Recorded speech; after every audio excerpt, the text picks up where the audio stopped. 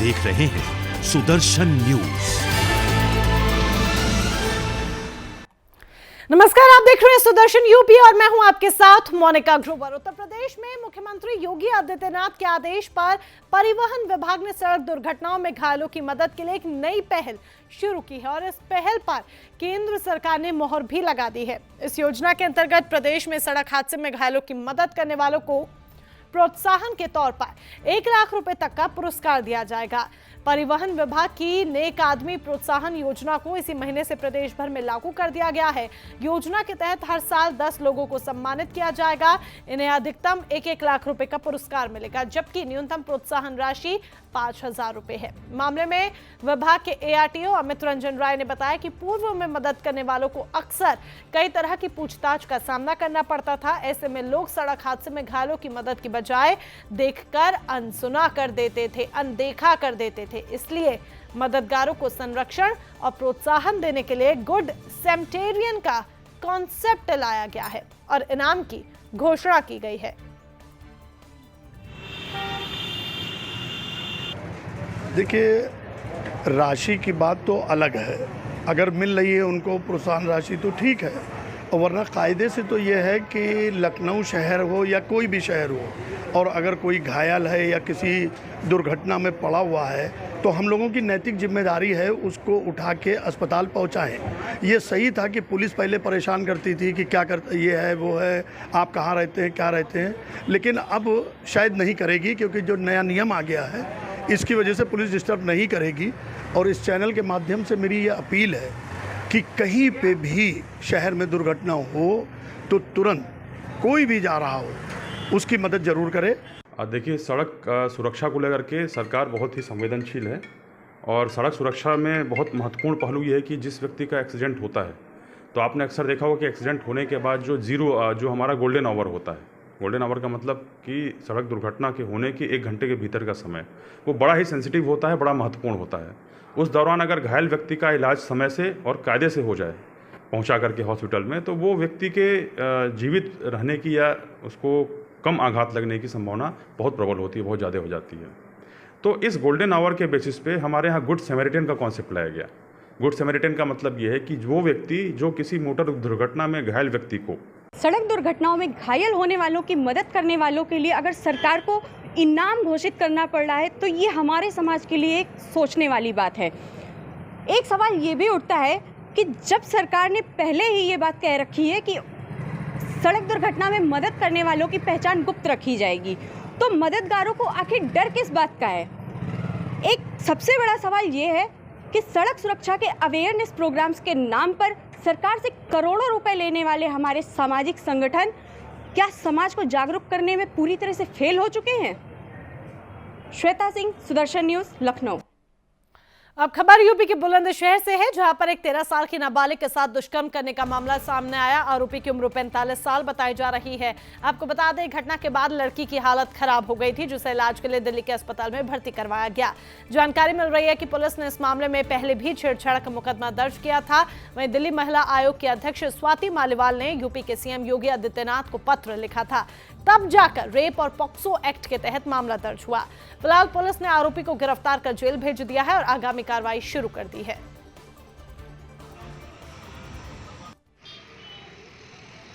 देखिए, थाना अहमदगढ़ क्षेत्र में 15/10 की एक घटना है जिसमें एक 13 वर्षीय बच्ची के साथ उसी के गांव में और उसके घर उठने बैठने वाले एक 45 वर्ष के व्यक्ति के द्वारा दुर्व्यवहार किया गया था और उस व्यक्ति का उस बच्ची के घर आना जाना था।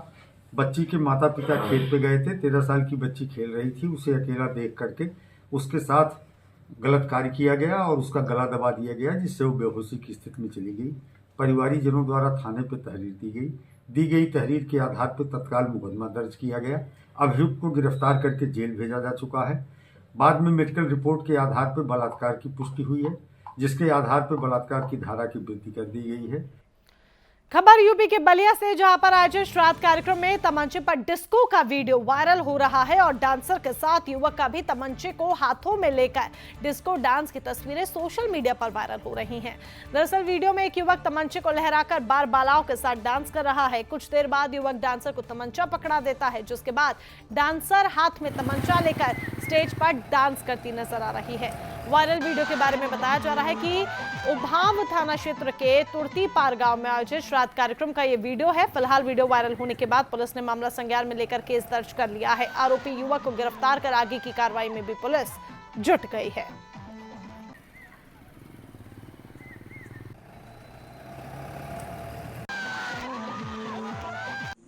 सोशल मीडिया पर एक वीडियो वायरल हुआ जिसमें एक लड़का हाथ में तमंचा लेकर डांस कर रहा है। यह वीडियो 4-5 दिन पुराना है और ग्राम तुर्तीपार थाना उभाव का है। मामले को संज्ञान में आते ही पुलिस ने त्वरित कार्रवाई किया तथा संदिग्ध को हिरासत में लेकर पूछताछ कर रही है। अन्य विधिक कार्रवाई प्रचलित है। कानपुर रायपुरवा तलवा मंडी में मंगलवार दोपहर को शॉर्ट सर्किट से एक रुई के गोदाम में अचानक आग लग गई। घटना के दौरान वहां फंसे लोगों को बाहर निकाला गया, जिसके बाद दमकल की 3 गाड़ियों ने 2 घंटे की मशक्कत के बाद आग पर काबू पाया। आपको बता दें, अफीम कोठी निवासी राकेश मिश्रा का कोपरगंज तलवा मंडी में रुई का गोदाम है। इसी में इनका भतीजा अरुण तकिया बनाने का कारखाना चलाता है। जिस दौरान यह हादसा हुआ उस समय गोदाम में 8 महिलाएं, 4 पुरुष और 4 बच्चे मौजूद थे। आग की लपटें उठने पर कर्मचारियों को घटना का पता चला। मुख्य गेट के पास रखी हुई रुई की गांठें धू धू कर जलने लगी। वहीं गोदाम मालिक राकेश मिश्रा ने बताया कि सर्दी शुरू होने के कारण उन्होंने काफी माल मंगाया था और अब वो माल जलकर राख हो गया है। फिलहाल पुलिस मामले की जांच पड़ताल में जुटी हुई है।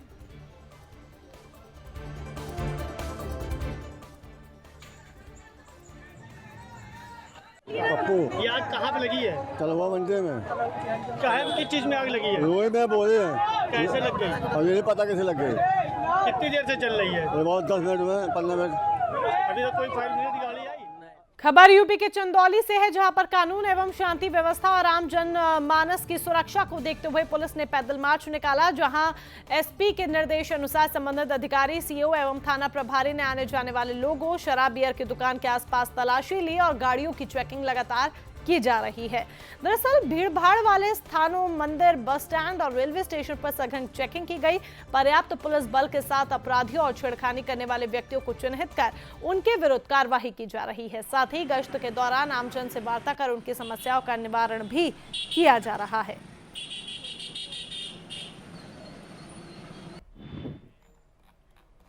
तो एक तरफ पुलिस ने जहां पैदल मार्च निकाला तो दूसरी तरफ अब बात करते हैं यूपी के गाजियाबाद की, जहां पर ट्रोनिका सिटी में एक फैक्ट्री में पुलिस ने छापा मारा। यहां पर बड़ी मात्रा में गाड़ियां काटी जा रही थी।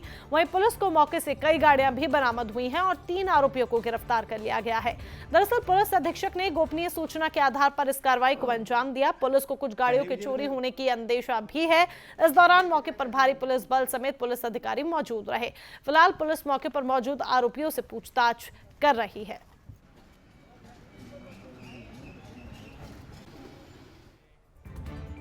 खबर यूपी के चंदौली से, जहां पर प्रभारी मंत्री गिरीश चंद्र यादव ने दौरा कर स्थिति का जायजा लिया और खाद की लाइन में लगे हुए किसान की मौत पर भी दुख जताया और उसके परिजनों को 2 लाख की सहायता राशि का चेक सौंपा। मामले में मंत्री ने बताया कि खाद की कमी नहीं होने दी जाएगी और निरंतर खाद बांटी जा रही है। वहीं कालाबाजारी और गबन के प्रश्न पर जवाब देते हुए मंत्री ने बताया कि जांच चल रही है और किसी को भी नहीं छोड़ा जाएगा, जिस पर प्रेस वार्ता में मंत्री जी और जिलाधिकारी को अपनी सफाई देनी पड़ी।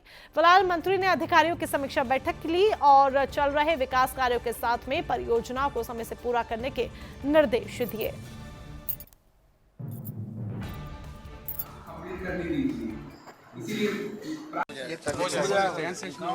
अभी देखिए, हम लोगों ने 2 लाख रुपए को दिया, 20,000 रुपया पारिवारिक क्लास योजना का दिया। अभी मुझे लगता है कि तो श्रम विभाग का वो भी लगभग 50 लाख रुपए के होगी राशि।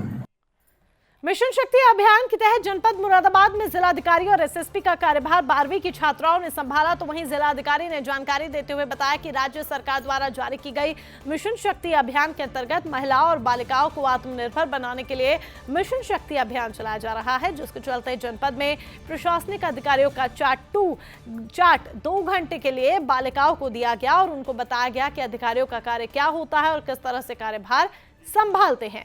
जिलाधिकारी शैलेंद्र सिंह ने जानकारी देते हुए बताया कि राज्य सरकार द्वारा चलाए जा रहे अभियान के चलते सोमवार को 12वीं की छात्राओं को प्रशासनिक अधिकारियों का कार्यभार समझाया गया और प्रशासनिक अधिकारी किस तरह से अपने कार्यों को अंजाम देते हैं उन सबसे भी रूबरू कराया गया, जहां पर छात्राओं ने शिकायत लेकर आए पीड़ितों की शिकायतों को सुना और देखा कि किस तरह से प्रशासनिक अधिकारी इस तरह से जटिल समस्याओं का निस्तारण करते हैं।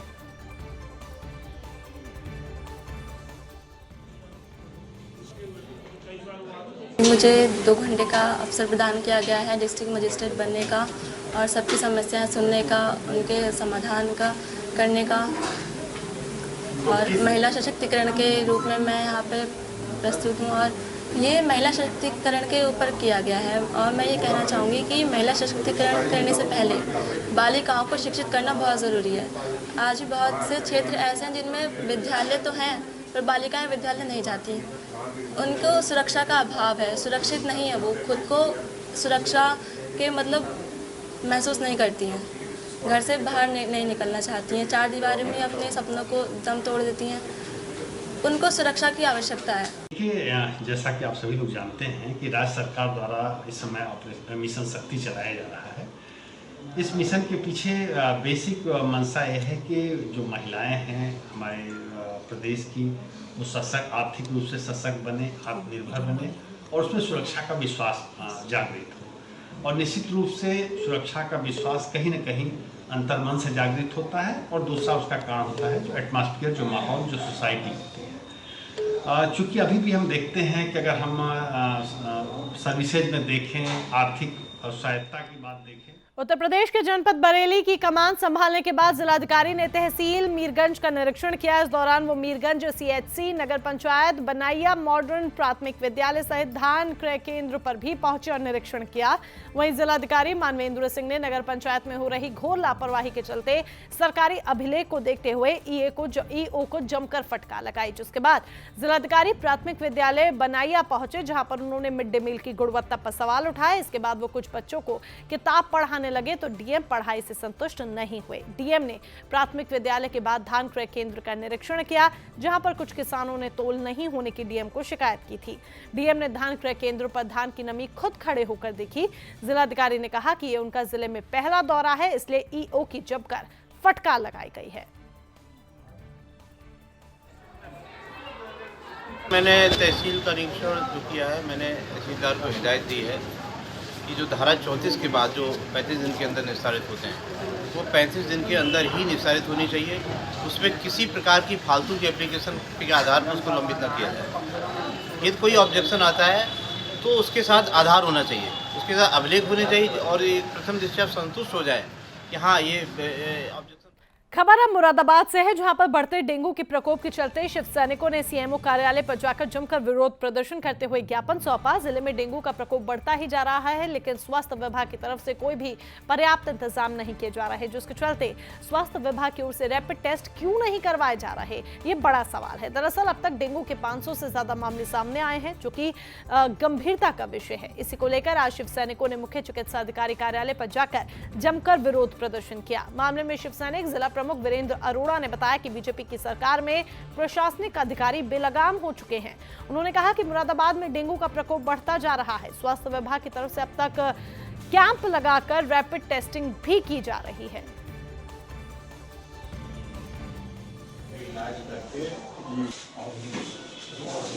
आज जो हमारी एक शिवसेना के स्थानीय प्रतिनिधियों द्वारा एक ज्ञापन दिया गया है, जिसमें डेंगू की महामारी के संबंध में चिंता जताई गई है और सुविधाएं बढ़ाने की मांग की गई है। ये ज्ञापन दिया गया है, तो मैं आपको अवगत कराना चाहूँगा कि डेंगू के संबंध में कार्रवाइयाँ पिछले काफ़ी समय से चल रही हैं।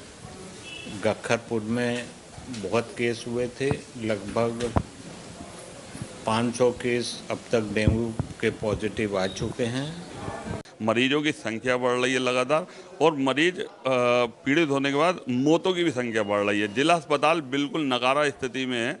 इसके लिए आज सीएमओ के यहाँ शिव सैनिकों ने धरना दिया, घेराव करा सीएमओ महोदय का, और हम सब लोगों ने एक ही बात कही कि रैपिड टेस्टिंग होनी चाहिए।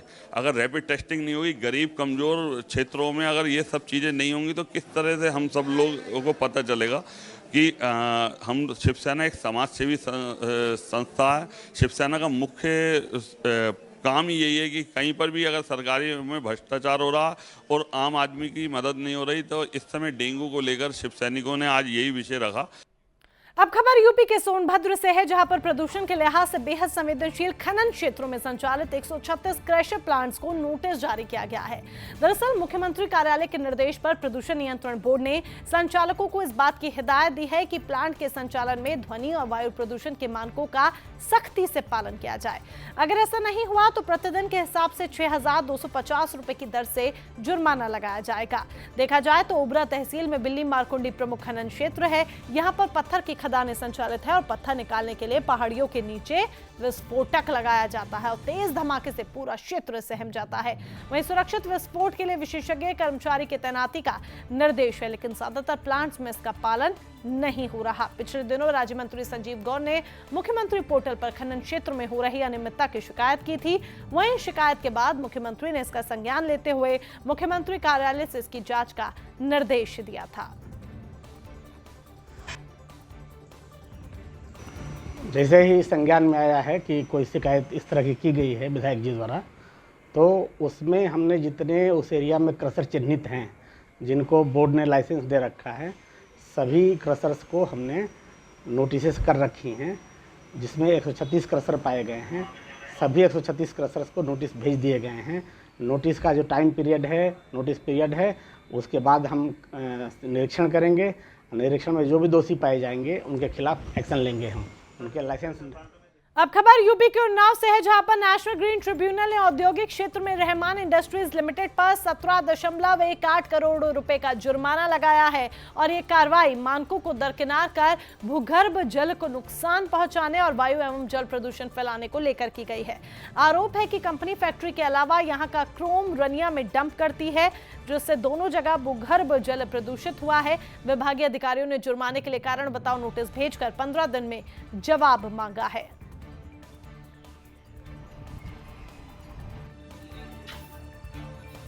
ये तो बोर्ड की एक सतत प्रक्रिया है। हम लोग डिफॉल्टर को चिन्हित करते हैं, तो जुर्माना लगाते हैं। बट अभी हाल में एक हमारा प्रकरण था माननीय एनजीटी में, अपील थी 14, 15, 16, 17, 18, 2020 की थी, जिसमें माननीय एनजीटी ने आदेश किया था बोर्ड के लिए कि जो रनिया में हमारा एक डंपिंग साइट था इलीगल, वहाँ पे कितने उद्योगों ने डंप किया था, जिससे ग्राउंड वाटर पूरा वहाँ का कंटेमिनेट हो गया। तो उसमें कुल 6 उद्योग दोषी चिन्हित किया है बोर्ड ने। 6 उद्योग हैं।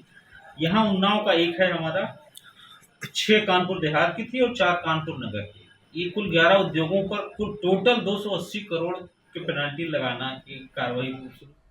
और अब अगली खबर पलिया से है, जहां पर किसान सहकारी चीनी मिल संपूर्ण नगर में मिल में बाढ़ का पानी चारों तरफ फैला हुआ था। इस पानी को अब मिल के मजदूरों की सहायता और ट्यूबवेल की सहायता से निकाला गया है। कारखाना प्रबंधक सतीश चंद्र अधिकारी ने बताया कि चीनी मिल को 31 तारीख तक चालू करना था, लेकिन भीरा पलिया मार्ग टूटे जाने के कारण दिल्ली से जो सामान आता था वो समय से नहीं आ सकता, जिसके कारण चीनी मिल 10 नवंबर के बाद से ही शुरू की जाएगी। फिलहाल बाढ़ से चीनी मिल को कुछ ज्यादा नुकसान नहीं हुआ है, सिर्फ थोड़ी बेगास भीग गई है।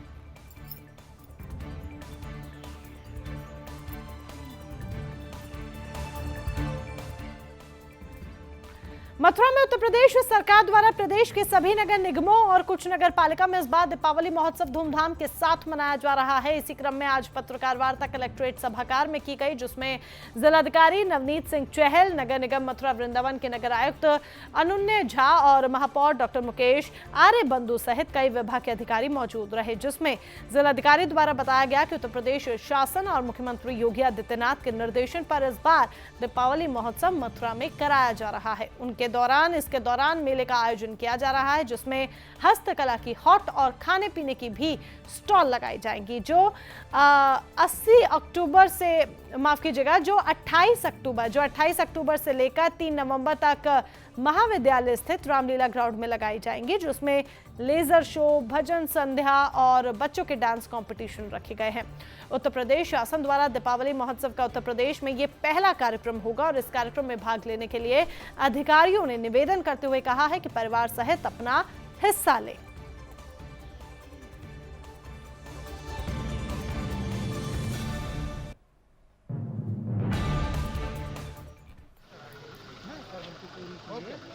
सबसे पहले तो हम और आप सब लोग बड़े सौभाग्यशाली हैं कि मथुरा में इस तरीके की व्यवस्थाएं चालू हो रही हैं। ये जो मेला लग रहा है दीप महोत्सव के नाम से, इस मेले में जो छोटे पथ विक्रेता हैं, दीपावली महोत्सव 2021 मथुरा जनपद में नगर निगम मथुरा के द्वारा और नगर पालिका कोसी कला के द्वारा आयोजित किया जा रहा है। ये दिवाली मेला 28 तारीख से लेकर 3 तारीख तक आयोजित किया जाएगा और इस दौरान विभिन्न सांस्कृतिक प्रस्तुतियाँ, साथ ही साथ सरकार से जैसे लेजर लाइट, हमारे बच्चों के लिए झूले या अन्य जो हमारी भजन संध्या इत्यादि या कठपुतली के शोज, इस तरह के शोज भी आयोजित किए जाएंगे। साथ ही साथ जो शासन की योजनाओं से लाभान्वित हमारे जो लाभार्थी हैं, जैसे पीएम स्वनिधि योजना के लाभान्वित जो पथ विक्रेता है या ODOP योजना शासन की जो है उसके लाभान्वित लाभार्थी, हमारी महिला स्वयं सहायता समूह की महिलाएँ या हमारे जो छोटे और मध्यम उद्योग हैं उनके द्वारा जो विभिन्न वस्तुएं जिनका सृजन किया गया है। माननीय मुख्यमंत्री जी के निर्देशानुसार ये दीपावली महोत्सव प्रदेश के सभी 17 नगर निगमों में हो रहा है, लेकिन नगर निगम मथुरा वृंदावन में पहली बार ऐसा एक ऐतिहासिक मेला लगने वाला है। ये ब्रज संस्कृति की धरोहर को आगे बढ़ाने का कार्य करेगा। हमने जितने भी हमारे पथ विक्रेता हैं जिनको PM स्वनिधि द्वारा हमने लाभान्वित किया है, एवं महिला स्वयं सहायता समूह और लघु उद्योग के जितने भी लोग हैं आच्छादित ODOP। और इसके साथ फिलहाल मेरे साथ बस इतना ही, लेकिन तमाम महत्वपूर्ण अपडेट्स के लिए आप जुड़े रहें सुदर्शन यूपी के साथ। जय हिंद।